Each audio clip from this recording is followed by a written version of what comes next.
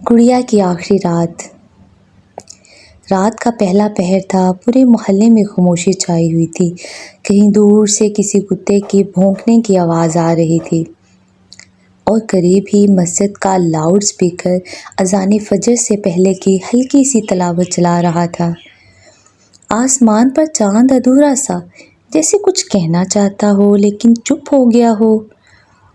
چھوٹے سے کمرے میں جو کئی سالوں سے رنگ نہیں ہوا تھا، ایک بچی خاموشی سے لیٹی ہوئی تھی۔ اس کا نام عائشہ تھا، جو 6 سال کی، لیکن آنکھوں میں زندگی سے بڑے خواب سجے ہوئے تھے۔ اس کی سانسیں ہلکی ہلکی تھی، جیسے وقت کی ریت مٹھی سے پھسل رہی ہو۔ اس کے پہلو میں ایک گڑیا تھی، پرانی، کچھ میلی، لیکن عائشہ کے لیے دنیا کی سب سے قیمتی چیز۔ اس نے گڑیا کو پری کا نام دیا تھا۔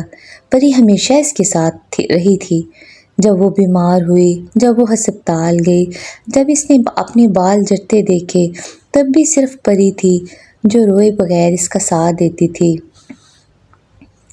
پری، کیا تم جاگ رہی ہو؟ عائشہ نے گڑیا کو دیکھتے ہوئے آہستہ سے کہا۔ کوئی جواب نہ آیا، لیکن عائشہ مسکرائی۔ مجھے پتہ ہے تم جاگ رہی ہو، تم تو کبھی سوتی ہی نہیں نا۔ کمرے کے دروازے پر عائشہ کی ماں کھڑی تھی، چپ، آنکھوں میں نمی اور ہاتھ میں وہی دوائی کی شیشی جو کئی راتوں سے عائشہ کے لیے کارآمد ثابت نہ ہو سکی۔ اس کی سانس ٹوٹتی جا رہی تھی، لیکن اس کے لفظ، اس کی معصوم محبت اب بھی زندہ تھی۔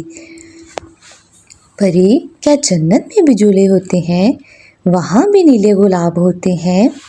عائشہ نے پوچھا، جیسے اس کا دل بس اسی انتظار میں ہو کہ کب پری ہاں کہے اور وہ چل پڑے۔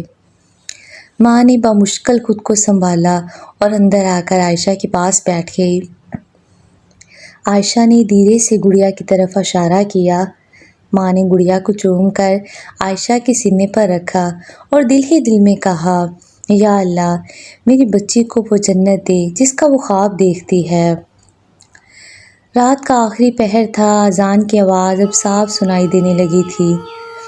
ماں نے عائشہ کا ہاتھ تھاما۔ وہ سرد ہو چکا تھا، لیکن چہرے پر وہی بچپنا، وہی مسکراہٹ تھی۔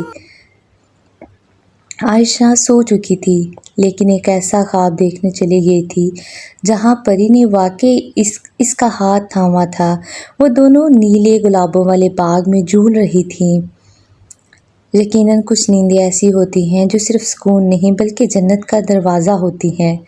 اے رب کریم، اس معصوم بچی کے لیے جنت کے دروازے کھول دے، اس کی معصوم مسکراہٹ کو نیلے گلابوں کی روشنی بنا دے، اسے وہ جھولے نصیب فرما جہاں نہ بیماری ہو، نہ جدائی، صرف تیری رحمت اور ماں کی آغوش ہو۔ آمین۔